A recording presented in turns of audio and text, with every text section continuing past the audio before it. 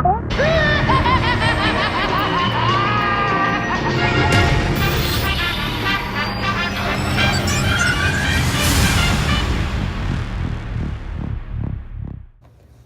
everybody, it's your boy Guys Comic Life, and it is New Comic Book Day, July 11th.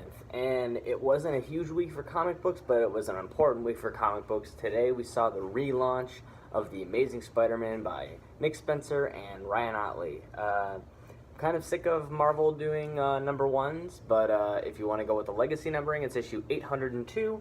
And we also see Superman number 1 came out today by Brian Michael Bendis. This follows the events of the Man of Steel miniseries, which I loved. I thought it was brilliant, and I'll talk all about Superman number 1 in a minute. But got a couple books today that came out last week that I didn't pick up. This was under the radar. I didn't get it because my shop, for some reason, didn't get them. But this is the Immortal Hulk, issue number 2. And I think this guy's name is the Walking Ghost or the Wandering Ghost, something like that. And this is a beautiful Alex Ross cover. And basically, I love like the horror mystery element of this comic book. If you're not reading Hulk, pick it up. Like, even if you're not a fan or know the history of like Hulk, like this is a take that like no one has like ever seen before. And I love comics that are dark. There's some scary stuff in here, man. Definitely check out the Hulk. And next, just digging through the dollar bins, I found Batman 433. You know, I'm trying to get all of them, so for $1, couldn't really beat it, and it is a cool cover. And I actually read the inside. This book kind of reminded me of Sin City. There's a Sin City one-shot that Frank Miller did where there's no dialogue through the entire thing, and there's only one word of dialogue, and the same thing happens in this issue. I think the Sin City story is called Silent Night. So check out Silent Night. It's a good no dialogue story. So is this. This was pretty cool. And a cool True Believers came out today. It was Fantastic Four, and this is a reprint of the first appearance of Doctor Doom. Now, I'm not a huge Fantastic Four fan, but I love Doctor Doom. I love all the times that Spider-Man fought Doctor Doom in the comic books. He's just a very sinister villain, one of Marvel's best. I just love, these are only $1, man. If you walk into a comic shop and you don't have a lot of money, like me sometimes, just go ahead and pick up a True Believers. Like, this is awesome, man. Like, if, like, Marvel hasn't been putting out a lot of good stuff lately, and if you just want to read good old comics and not like pay for graphic novels, pick up True Believers, man. This is a good issue. And I had never read the first Doctor Doom until this week. It's funny, they The Thing and Human Torch and Reed Richards, Mr. Fantastic, they all dressed up like pirates in the issue. I thought that was funny. And Doctor Doom kidnaps Sue Storm, and they had to go find her. And the big book that came out this week from Marvel was The Amazing Spider-Man, issue number 1, or 802, however you want to say it. Got kind of mixed feelings towards this book because I've never read anything Nick Spencer's done. Ryan Ottley's artwork in Invincible by Robert Kirkman is great. Like, I thought he was a great artist in that book. But as a Spider-Man artist, I'm not really a fan of his artwork.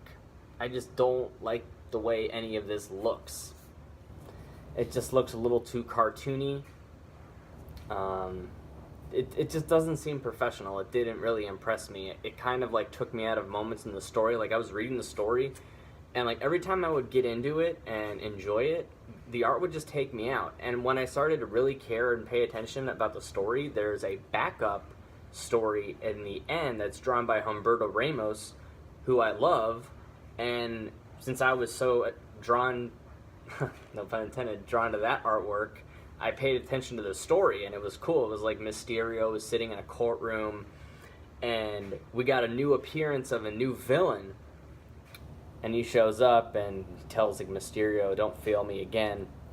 And something I liked in here is they're going back to nostalgia. I appreciated that Nick Spencer is taking a step back in a good way. Peter and Mary Jane are finally back together. So if you're a fan of Peter and Mary Jane like being in love, That's great. Like the book starts off like Peter, he lives with his roommates, Randy Robertson, and he lives with the villain Boomerang. So I thought that was kind of odd. But he has a dream of him and Mary Jane being in love, and it's like one of his favorite moments. It's his favorite dream. And then at the end of the book, he says the only way, to make your dream come true, make it a reality, is to take the first step, to take the first action. And him and, Mary Jane, they share a passionate kiss at the end of the book.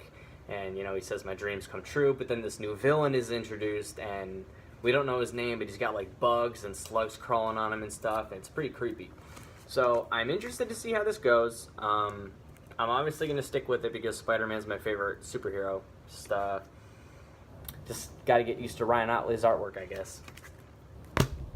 And it's interesting because they were giving away a free behind-the-scenes look at The Amazing Spider-Man. And all this is, there's no dialogue in it at all. It's basically just all pencils of Ryan Otley's artwork from the comic book. So it's actually pretty cool. I love that the beginning of the book, Peter was wearing the black costume. Okay, this was a splash page that I thought was really cool.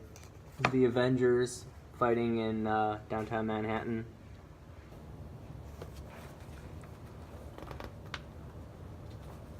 Well, some of it's good. Like, I actually think he draws a really good Spider-Man. It's just his side characters look very fake to me. Like the Kingpin right there. Like, I think the Kingpin looks like garbage. But his Spider-Man does look pretty cool. I mean, hey, at least you draw Spider-Man right. You're doing something right.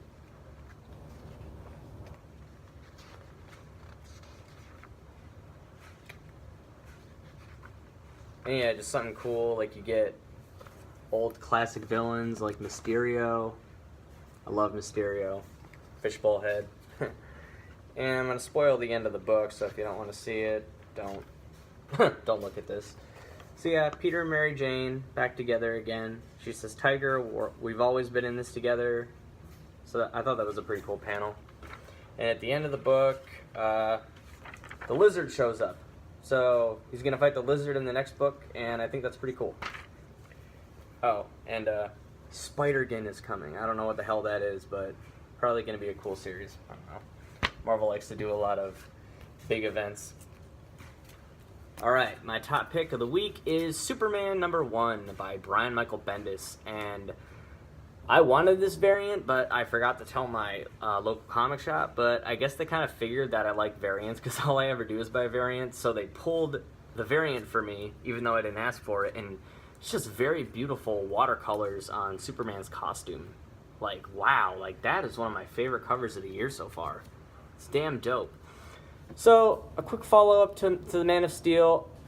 Marvel, take note. This is how you print comic books on paper.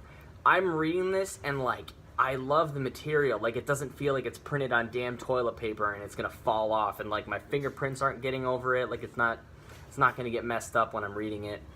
Take note, Marvel. Print your books on something better than newspaper or toilet paper. But anyway, Superman builds a new Fortress of Solitude. I think it's like somewhere over the Bermuda Triangle. And just with like old Kryptonian crystal technology, it's a huge crystal palace. We didn't get to see inside of it, but he did rebuild the Fortress of Solitude. He has a conversation with Martian Manhunter. I love that Martian Manhunter is like back in the forefront. He's leading the Justice League now. And it's funny, during the exchange between them, Martian Manhunter's saying, Superman, the world needs you, blah, blah, blah. And Superman's like, 1 sec. And then he, like, goes away. And you see him, like, hit an alien. And then he comes back. And then they have another conversation. He's like, 1 sec, I'm really sorry. And then he goes away again. And then he stops one of the fires in Metropolis. And I thought that was a funny interaction. And at the very end, this is when stuff gets crazy. Earth gets trapped inside the Phantom Zone. So Rogol Zar, the villain from the Man of Steel miniseries, will return in the next issue. So Superman's got to find a way to stop basically everything in the Phantom Zone. That's pretty scary. That's all of Like all the Kryptonian evil bad guys in the Phantom Zone are now just like roaming around Earth. Pretty crazy stuff. So Bendis, again, another good book. I told you Bendis would be good on Superman. Told you. Anyway, guys, that's my short little haul for this week. Just, check out Superman, check out Spider-Man. Later this month, Venom #4 comes out. Don't gotta tell you anything about my boy Donny Cates. He always delivers, so keep a lookout for that. And I think next week we got Justice League issue #4. There's a cool Jim Lee Wonder Woman cover that I really want to pick up. But yeah, those are the only 2 things I'm really looking forward to. Oh, and a Robert Kirkman book dropped today, and it was called Die, Die, Die, and like no one knew about it or anything. It didn't look appealing to me, but if you're into Robert Kirkman, pick that up. Okay, guys, thanks for tuning in. Like and subscribe if you enjoyed the content, and I will see you in the next one. Peace out.